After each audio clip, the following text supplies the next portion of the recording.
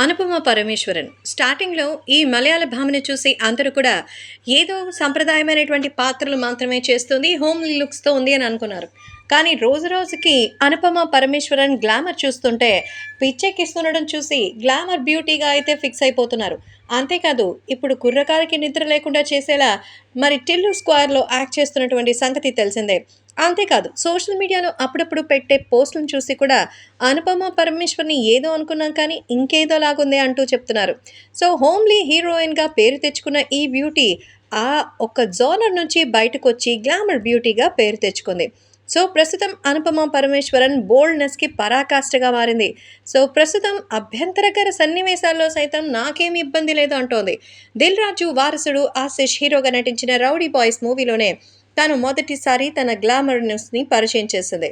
Lip lock సీన్‌లో సైతం రెచ్చిపోయింది. గతంలో అనుపమ కనీసం స్కిన్ షో చేయలేదు. అలాంటిది ఉన్నట్టుండి ఆ సీన్‌తోనే జనాలు ఒక్కసారిగా షాక్‌కి గురయ్యారు. అయితే అనుపమ హద్దులు దాటిన ఫలితం మాత్రం దక్కలేదు. సో, అది జస్ట్ శాంపుల్ మాత్రమే. ఇప్పుడు చూడండి అసలు సినిమా అంటోంది అనుపమ. 'టిల్లు స్క్వేర్‌లో' మరింతగా రెచ్చిపోయింది. అక్కడుండేది ఎవరు?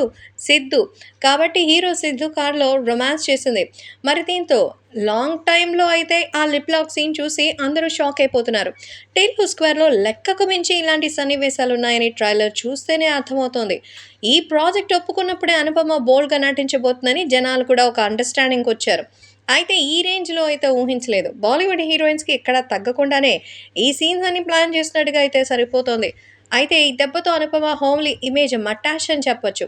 'టిల్లు స్క్వేర్' టిల్లులాగా అంటే డీజే టిల్లులాగా ఇది గనక విజయం సాధిస్తే ఆమె పడిన కష్టానికి ఫలితమవుతుంది. ఇంత చేసి మూవీ కనుక నెగెటివ్ టాక్ వస్తే పాపం ఆమెడి ప్రయత్నం అంతా వృధానే.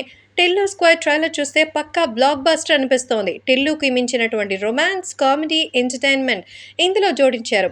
మార్చ్ 29న ఈ సినిమా రాబోతుంది. దర్శకుడు రామ్ అనేటువంటి సంగతి తెలిసిందే. సితారా ఎంటర్‌టైన్‌మెంట్స్ బ్యానర్‌లో ఈ సినిమా రాబోతోంది. కాబట్టి అనుపమకి ఈ అద్భుతమైనటువంటి సినిమాతో అయిన లక్ కలిసి రావాలని కోరుకుంటున్నారు అనుపమ ఫ్యాన్స్.